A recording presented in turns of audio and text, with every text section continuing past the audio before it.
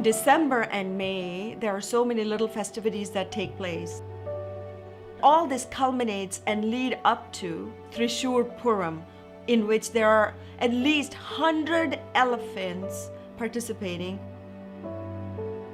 I was appalled to see a blind elephant, this majestic, magnificent animal that has so much power, was completely broken in spirit. To me, that was very hurtful. Then the other brutality that I saw was an elephant had injuries in his ankle, and on those injuries, there were shackles.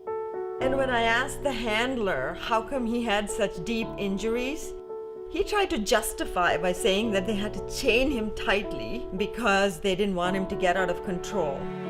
The reality is this elephant was in his peak mating season, and that's the time when they generally tend to get dominant, and the handlers are then unable to control them.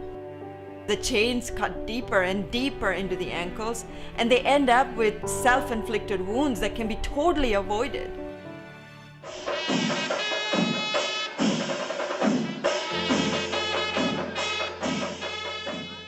During the festival season, they don't get any rest.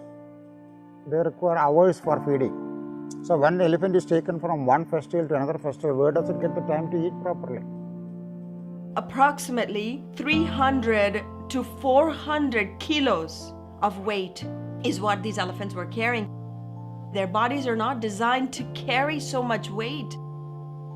Massive crowd, the sounds of the drums and the whining sounds of the horn, and the scorching sun. All four legs are shackled, and then a massive chain is thrown on the body. It's torturous for these animals. They don't deserve to be treated like this. In the wild, elephants move for about 12 to 16 hours trying to get food. In captivity, what happens is you're giving it concentrated food at one location where it doesn't have to move much.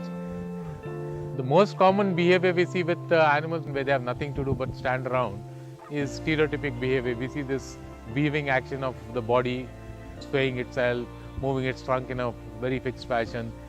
So these are basically aberrant behavior showing signs of stress. And in some cases, yes, being tied down for a long time, the stress itself could act as a trigger for violence. So it's important for people to understand that behind all the glitz and glamour, these animals go through enormous pain and suffering. Elephants are considered to be the embodiment of Lord Ganesh. And on the other hand, it's the embodiment of Ganesh that is being tortured. You worship Ganapati. At the same time, you use a lot of abuse. It's a god in chain.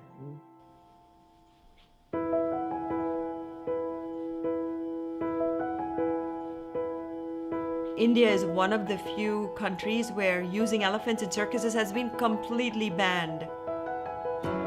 In Malabar and places like that, they don't use elephants at all, period. You can still respect your traditions and culture without using these elephants.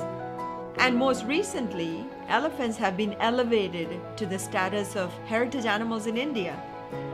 One of the main reasons that I am creating this film is to empower the public. It's just one step. We educate the people. That's where we begin, because human beings are compassionate.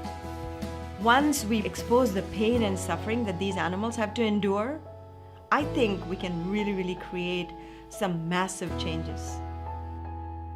I would be immensely grateful if you're able to support me, not just by contributing money, but by sharing this initiative on your Facebook page, on your Twitter account, and by spreading the word amongst your family and your friends.